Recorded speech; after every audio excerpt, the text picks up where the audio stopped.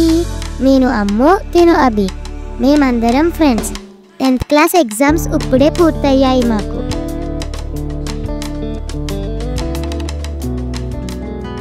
అమ్మయ్యా ఎగ్జామ్స్ అయిపోయాయి నల్లమల హిల్స్ కి ట్రెక్కింగ్ కి వెళ్దామా ఏంటి నల్లమల అవి చాలా భయంకరమైన అడవులు కదా కమాన్ అబ్బి నువ్వు ప్రతిదానికి ఎక్కువ ఆలోచిస్తావు సరదాగా ఉంటుంది కదా వెళ్దాం రేపు మార్నింగ్ 6 o'clock కి అందరూ వచ్చేయండి బయలుదేరదాం బాగుంది కదా అమ్మో ఇంకెంత దూరం నడవాలి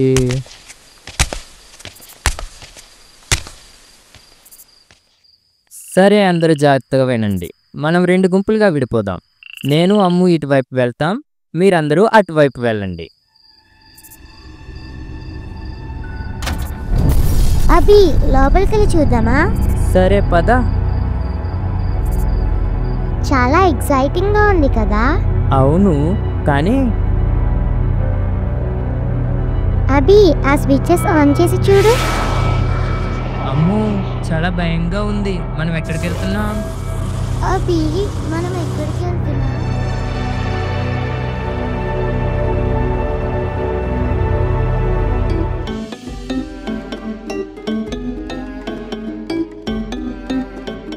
అభి మనం ఎక్కడున్నాం అమ్మో అక్కడ చూడు ఇది బ్రిటిష్ మ్యూజియం అంటే మనం ఇప్పుడు బ్రిటన్లో ఉన్నాం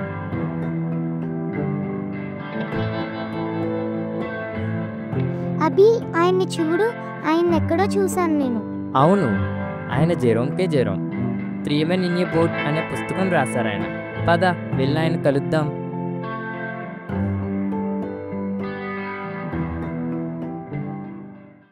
I remember going to the British Museum one day to read up the treatment for some slight ailment, of which I had a touch. Hay fever, I fancy it was.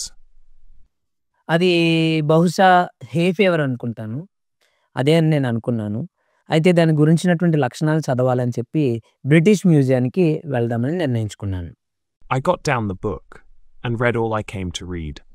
And then, in an unthinking moment, I idly turned the leaves and began to indolently study diseases generally. British మ్యూజియంలో దానికి సంబంధించినటువంటి పుస్తకం తీసుకున్నాను చదవడానికి ప్రారంభించాను ఆ వ్యాధికి సంబంధించినటువంటి లక్షణాలన్నింటినీ కూడా చదవడం ప్రారంభించాను ఆ లక్షణాలను చదివిన తర్వాత అనుకోకుండా పేజీలు తిప్పుతూ వ్యాధుల గురించినటువంటి వివరాలు తెలుసుకోవాలని చెప్పి సాధారణంగా అనుకున్నాను I forget which was the first distemper I plunged into, some fearful, devastating scourge, I know. And, before I had glanced half down the list of premonitory symptoms, it was borne in upon me that I had fairly got it. అనుకోకుండా పేజీలు తిప్పుతూ సరదాగా రోగాల గురించి చదవడం మొదలుపెట్టాను మొదట ఏ భయానక వ్యాధిని గురించి చదివానో గుర్తులేదు కానీ అది చాలా ప్రమాదకరమైంది ఆ వ్యాధికి సంబంధించినటువంటి ప్రారంభ లక్షణాలను చదివే లోపే ఆ వ్యాధి నాకు ఉందేమోనన్న భయం అనిపించింది నాకు I sat for a while frozen with horror, and then, in the listlessness of despair, I again turned over the pages.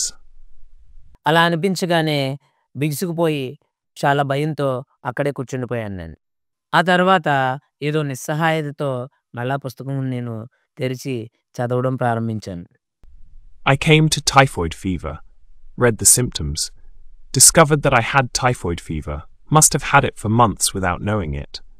అలా చదువుతూ టైఫాయిడ్ ఫీవర్ గురించి చదవడం మొదలుపెట్టాను దానికి సంబంధించిన లక్షణాల గురించి చదవగానే నాకు టైఫాయిడ్ ఫీవర్ ఎప్పటి నుంచో ఉంది అది ఎన్నో నెలలుగా నాకు ఉంది నాకు తెలియకుండా అని అనిపించింది Wondered what else I had got.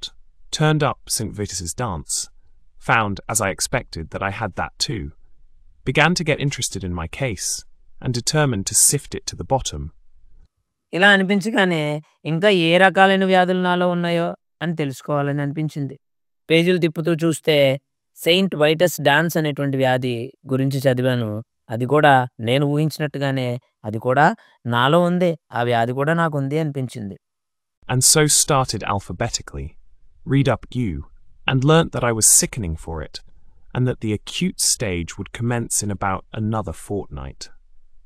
చాలా ఆసక్తికరంగా అనిపించింది ఈ యొక్క నా పరిస్థితి నాకే చాలా ఆసక్తికరంగా అనిపించింది ఇంకా నేనేమనుకున్నానంటే మొత్తం అన్ని వ్యాధులు ఎక్కడున్నాయో అన్నీ కూడా అక్షరక్రమంలో ఆల్ఫాబెటికల్గా ఉన్నటువంటి ఆర్డర్లో ప్రతి వ్యాధి దానికి సంబంధించినటువంటి లక్షణాల గురించి చదవాలని అనుకున్నాను ఏగ్యూ అనేటువంటి వ్యాధి గురించి చదవడం ప్రారంభించాను. ఆ లక్షణాల గురించి చదవగానే ఆ వ్యాధితో నేను బాధపడుతున్నాను అనిపించింది. ఇంకొక 15 రోజుల సమయంలో అది తీవ్రమైనటువంటి స్థాయికెళ్ళిపోతది అని అనిపించింది. Bright's disease, I was relieved to find I had only in a modified form, and so far as that was concerned, I might live for years. తర్వాత బ్రైట్స్ అనే వ్యాధి గురించి చదవడం ప్రారంభించాను. ఈ వ్యాధికి సంబంధించినటువంటి లక్షణాలు చదివినప్పుడు కొంచెం సమానంగా ఉన్నాయి. అంత తీవ్రతరమైనటువంటి లక్షణాలు ఏమి లేవు. దీనికి సంబంధించినటువంటి లక్షణాలు అనిపించింది. ఇంకా కొన్ని సంవత్సరాల పాటు బతుకుతానేమో అనిపించింది. Cholera I had with severe complications, and diphtheria I seemed to have been born with. కలరా అనేటువంటి దాని గురించి చదివినప్పుడు నాకు కలరా ఉంది. చాలా తీవ్రమైనటువంటి లక్షణాలతో కూడినటువంటి కలరా ఉంది నాకు అనిపించింది. ఆ తర్వాత డిప్తీరియా గురించి చదివాను. డిప్తీరియా అనేటువంటి వ్యాధి కూడా నాకు పుట్టినప్పటి నుంచి ఉంది అనిపించింది. I plodded conscientiously through the 26 letters, and the only malady I could conclude I had not got was housemaid's knee. ఈ అక్షర క్రమంలో ఉన్న ప్రతి వ్యాధిని గురించి నేను చదివినప్పుడు వాటి లక్షణాల గురించి నేను తెలుసుకుంటా ఉన్నప్పుడు నాకు రానటువంటి అనారోగ్యం ఏదైనా ఉందంటే హౌస్ మేట్స్ నీ అనేటువంటి మోకాళ్ళకు సంబంధించిన వ్యాధి మాత్రమే నాకు రాలేదు. I felt rather hurt about this at first. It seemed somehow to be a sort of slight. Why hadn't I got housemaid's knee? Why this invidious reservation? కొంచెం బాధపడ్డాను నేను. అయ్యో ఏంటి ఇన్ని రకాల వ్యాధులు ఉన్నాయి కదా, ఆ వ్యాధి మాత్రమే నాకెందుకు రాకపోవాలి అని నేను చాలా బాధపడ్డాను.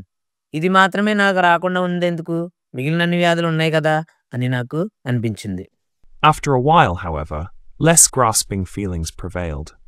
I reflected that I had every other known malady in the pharmacology, and I grew less selfish, and determined to do without housemaid's knee.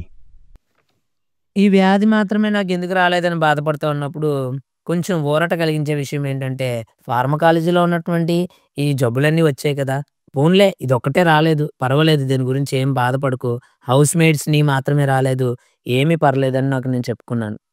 Gout, in its most malignant stage, it would appear, had seized me without my being aware of it, and zymosis I had evidently been suffering with from boyhood. There were no more diseases after zymosis, so I concluded there was nothing else the matter with me. ఇక govt అనేటువంటి వ్యాధి గురించి దాని గురించి చూసినప్పుడు అది తీవ్రమైనటువంటి అత్యంత ప్రమాదకరమైనటువంటి ఉన్న దశలో ఉందని చెప్పి నాకు అర్థమైంది. ఇంకా జైమోసిస్ అనేటువంటి వ్యాధి గురించి నేను ఆలోచించినప్పుడు అది నాకు చిన్నతనం నుంచి కూడా ఉందని చెప్పి అనిపించింది. ఆ తర్వాత ఇంకా వేరే వ్యాధులు ఏమైనా ఉన్నాయేమో అని చదువుదాం అనుకున్నాను. ఆ తర్వాత జెడ్ అనేటువంటి లెటర్ తర్వాత మరి ఏ వ్యాధులు ఉండవు కదా, ఇంకా జైమోసిస్తో అది పూర్తి అయిపోయింది, ఇక జబ్బులు ఇంతే అయిపోయినాయి అని అనుకున్నాను. I sat and pondered. I thought what an interesting case I must be from a medical point of view, what an acquisition I should be to a class. Students would have no need to walk the hospitals if they had me. I was a hospital in myself. All they need do would be to walk round me, and, after that, take their diploma. నేను కూర్చుని పరిశీలనగా ఆలోచించడం మొదలుపెట్టాను. Medical చరిత్రలో నాలాంటి అనారోగ్యాలు ఉన్నటువంటి case మరొకటి ఉండదని చెప్పి నాకు అనిపించింది. మెడికల్ స్టూడెంట్లకు నేను చాలా ఉపయోగపడతాను అనిపించింది. ఎందుకంటే వారు ప్రాక్టీస్ కోసం ఆసుపత్రుల్లో తిరుగుతూ రోగులను పరిశీలిస్తూ ఉండాల్సిన అవసరం లేదు. ఎందుకంటే అన్ని రకాల వ్యాధులు నా శరీరంలో ఉన్నాయి కాబట్టి నా చుట్టూ తిరిగి నన్ను పరిశీలిస్తే సరిపోతుంది. వాళ్ళకి మంచి ప్రాక్టీస్ ఉంటుంది. తర్వాత వాళ్ళ యొక్క వైద్యశాస్త్ర పట్టాన్ని వాళ్ళు తీసుకోవచ్చు. Then I wondered how long I had to live. I tried to examine myself. I felt my pulse. I could not at first feel any pulse at all. Then, all of a sudden, it seemed to start off. I pulled out my watch and timed it. I made it 147 to the minute. ఆ తర్వాత ఇంకెంతకాలం నేను బతుకుతాను అనేటువంటి ఆలోచన నాకు ఆశ్చర్యకరంగా వచ్చింది. నా ఆరోగ్యం గురించి నేనే పరిశీలించుకుందాము అని అనుకున్నాను. నేను మొదటగా నా యొక్క నాడీ పట్టుకున్నాను. ఆ నాడీ పట్టుకున్నప్పుడు ముందు నాకు అసలు నాడీయే తెలియలేదు. ఆ తర్వాత ఒకేసారి అది ప్రారంభం అవడం మొదలుపెట్టింది. అది 147 సార్లు నిమిషానికి అది కొట్టుకోవడం మొదలుపెట్టింది. I tried to feel my heart. I could not feel my heart. It had stopped beating. I have since been induced to come to the opinion that it must have been there all the time and must have been beating, but I cannot account for it. I patted myself all over my front, from what I call my waist up to my head, and I went a bit round each side and a little way up the back. But I could not feel or hear anything. నా యొక్క గుండెని పట్టుకొని చూశాను నేను. అసలు నా గుండె కొట్టుకుంటున్నట్టు అనిపించలేదు. ఒకవేళ అది ఆగిపోయిందేమో అనుకున్నాను. ఆ తర్వాత అనిపించింది అక్కడే ఉంటదిలే, ఎక్కడికెళ్తది? అక్కడే ఉంటది గుండె. కొట్టుకుంటూనే ఉండుంటది. కానీ నాకు తెలియట్లేదేమో అని అనిపించింది. ఇలా గుండె కొట్టుకోకుండా ఎందుకుంటుంది? గుండె పని చేయకుండా ఎలా ఎందుకుంటుంది? అని చెప్పి ఒకవేళ నేనేమైనా తప్పుగా చేస్తానేమో అని చెప్పి మొత్తం అంతా కూడా నన్ను తట్టడం మొదలుపెట్టాను. నేను ముందు, వెనక, నా యొక్క నడుము పైన, నా తల పైన ఒకసారి చిన్నగా కొట్టడం మొదలుపెట్టాను. ఆ తర్వాత అటు ఇటు కొద్దిగా నడవడం ప్రారంభించాను. ఆ వైపుకు, ఈ వైపుకు కొద్దిగా నడవడం ప్రారంభించాను. ముందుకు, వెనక్కి కొద్దిసేపు నడిచాను. కానీ హృదయ స్పందన అనేటువంటిది నాకేం తెలియలేదు. నాకేం వినిపించలేదు. I tried to look at my tongue. I stuck it out as far as ever it would go, and I shut one eye and tried to examine it with the other. I could only see the tip, and the only thing that I could gain from that was to feel more certain than before that I had scarlet fever. ఆ తర్వాత నా నాలుకను చూసుకున్నాను. నా నాలుకను పరీక్షించాను. ఒకసారి ఎంత బయటికి తీసుకురాగలుగుతానో అంత బయటికి తీసుకొనొచ్చి దాన్ని చూశాను. ఒక కన్ను మూసాను. మరొక కన్నుతో అన్నీ చక్కగా కనిపిస్తున్నాయా లేదా అనేటువంటి పరిశీలన చేసుకున్నాను. నా కళ్ళలో ఒక దానిని మూసి మరొక దాంతో చూడాలని ప్రయత్నించాను. నాలుక చివరి భాగం మాత్రమే కనిపించింది. అది చూసి నాకు స్కార్లెట్ ఫీవర్ అనేటువంటి జబ్బు కూడా వచ్చిందేమో అనిపించింది. I walked into that reading room, a happy, healthy man. I crawled out a decrepit wreck. అవును. నేను ఆ బ్రిటిష్ మ్యూజియం రీడింగ్ రూమ్‌లోనికి సంతోషంగా, ఆరోగ్యంగా వెళ్ళాను. కానీ బయటకొచ్చేటప్పటికి నేను పూర్తిగా నలిగినటువంటి అనారోగ్యహీన స్థితిలో ఉన్నవాడినయ్యాను నేను. I went to my medical man. He is an old chum of mine and feels my pulse and looks at my tongue and talks about the weather, all for nothing, when I fancy I'm ill. So I thought I would do him a good turn by going to him now. ఆ తర్వాత నా doctor గారి దగ్గరికి వెళ్ళాను. అతను నా పూర్వ స్నేహితుడు. నాకెప్పుడైనా వ్యాధి అనిపించి అతని దగ్గరికెళ్తే చక్కగా మాట్లాడతాడు, నాడి చూస్తాడు, నాలుక చూపించమని అడుగుతాడు. చివరికి వాతావరణం ఎలా ఉంది అనేటువంటి ప్రశ్నలు అడుగుతాడు. అయితే ఈసారి నేనే ఆయనకి సదుపాయం కల్పించాలనుకున్నాను. What a doctor wants, I said, is practice. He shall have me.